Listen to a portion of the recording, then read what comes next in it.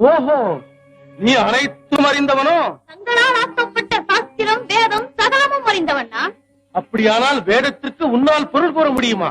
கேட்பதற்கு நீங்கள் தயாரானால் சொல்வதற்கு எனக்கு தடையில்லை. எங்கே சொல் பார்க்கலாம்.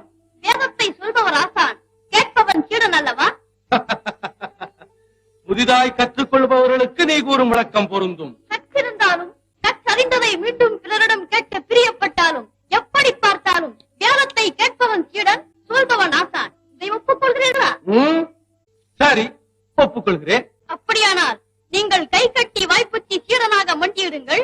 நான் ஆசானாக அமர்ந்ததை உபதேசிக்கிறேன். நான் தந்தை, நீ மைந்தரடா, அதை மறந்து விடாதே. அது உறவு முறையில். உன்னை ஆக்கியவனே நான். காரணத்தோடு படைத்தீர்கள். எப்படி பார்த்தாலும் உன்னிலும் உயர்ந்தவன் நான். இல்லை, தங்களை விட உயர்ந்தவன் நான் தான். எப்படி? தந்தையே, நீங்கள் பஞ்சாட்சரன், நான் சடாட்சரன்.